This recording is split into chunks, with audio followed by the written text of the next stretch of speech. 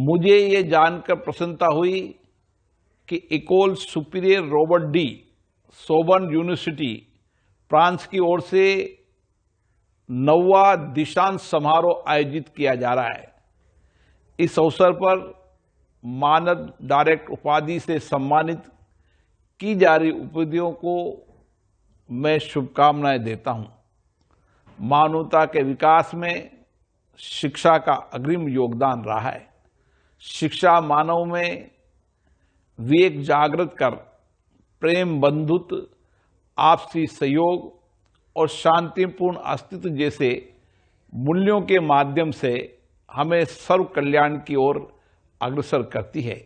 यही कारण है कि भारत में प्राचीन काल से ही शिक्षा को सर्वोच्च प्राथमिकता और महत्व दिया गया है। मुझे बताया गया है कि सोबर्न विश्वविद्यालय ने भारत के इन ऐतिहासिक शैक्षणिक मूल्यों और आधुनिक शिक्षा पद्धतियों का समावेश कर एक गुणवत्तापूर्ण शैक्षणिक इकोसिस्टम विकसित किया है।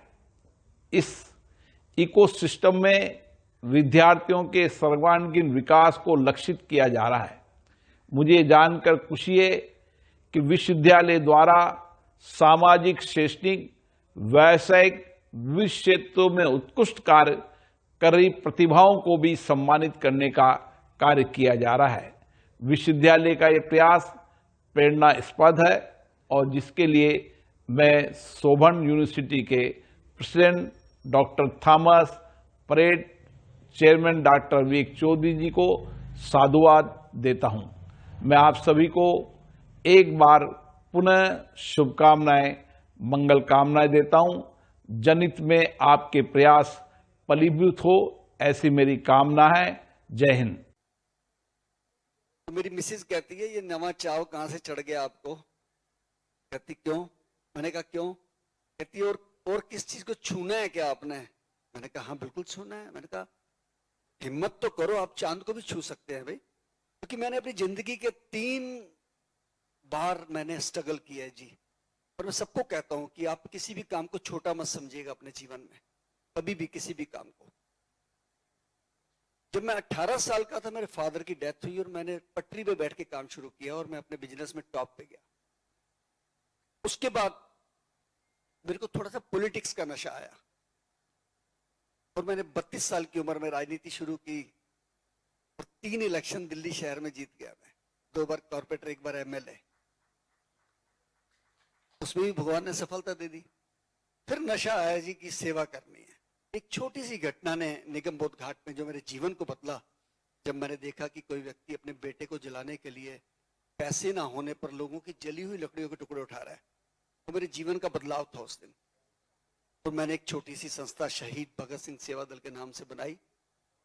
25 साल जीवन के मुझे पता नहीं लगा कैसे गुजर गए, 25 साल। और उस शमशान घाट ने आज मुझे राष्ट्रपति भवन पहुंचा दिया। ये मेरे जीवन की बहुत बड़ी अचीवमेंट है।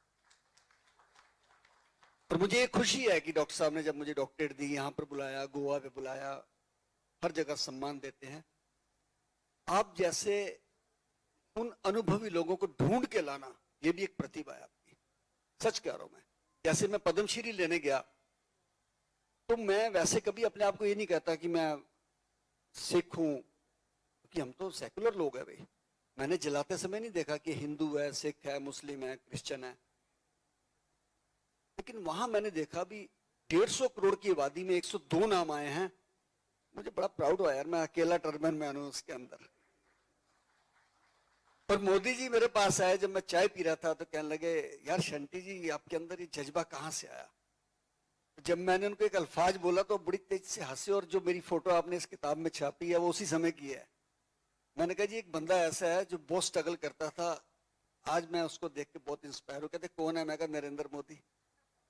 तो हंसने लग गए जोर से। त्यागी जी भी खुश हो गए। देखो त्यागी जी, आप बड़े ग्रेट आदमी हो। डॉक्टर संजीव जी जिन्होंने आज एक कार्यक्रम का पूरा ऑर्गेनाइज किया, मैं उनका भी धन्यवाद करता हूं। तो मैं उस लम्हों को नहीं भूल सकता। और एक दिन मैं जब द्वारका से मैं एक डेड बॉडी लेने गया, आपको मैं बताऊंगा कितनी डेड बॉडी हमने कोरोना में उठाई है। हिंदूज बॉडी, उसमें मुस्लिम की अलग है 300 कुछ। 4207 बॉडीज का हमने क्रिमेशन किया जी, 4207। और ये मैंने नहीं किया, ये पता नहीं कहां से शक्ति आ गई जी।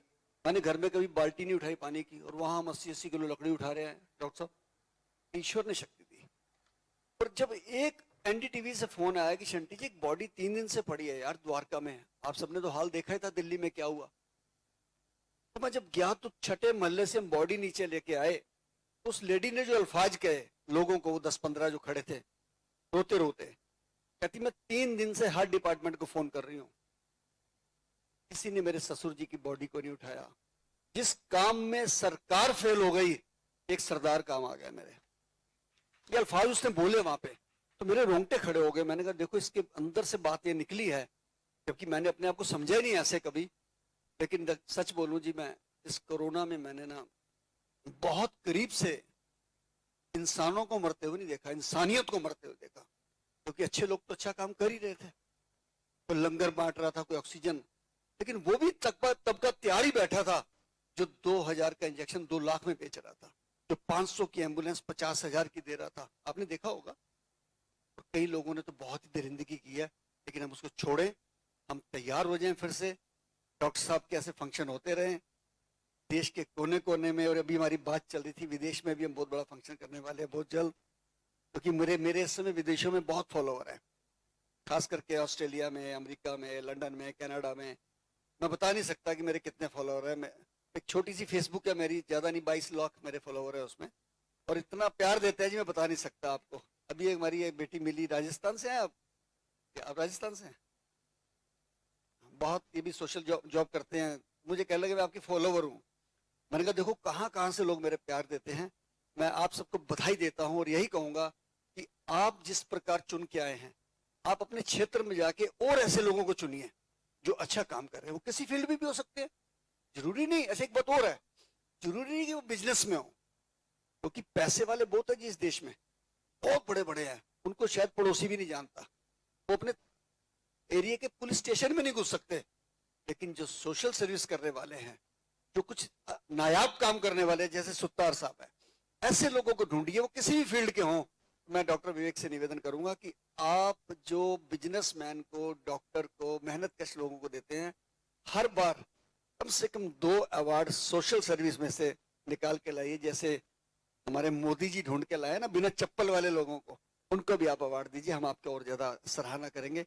बहुत बहुत बधाई आप सबको मेरी तरफ से। भारत माता की। धन्यवाद। Thank you so much doctor Shunty. And सब लोग बैठे हैं बिल्कुल अभिभूत होकर सुन रहे हैं। Well these are the words of real power, real experience and real empathy. Good evening, everybody. Greg Chappell here from Australia. I hope you're all having a wonderful evening. I'm sorry I can't be there with you to accept this award in person, but thank you to Dr. Vivek and the panel for bestowing this wonderful honour upon me. I hope that one day in the near future I might be able to join you for a personal presentation, but for the moment it has to be a virtual one.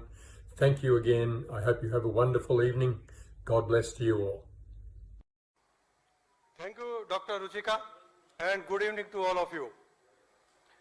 On behalf of Ecole Superior Robert de Sorbonne University, it's my privilege to extend my sincere thanks to Padma Shri Ram Sutarji, who could come here to bless all of us.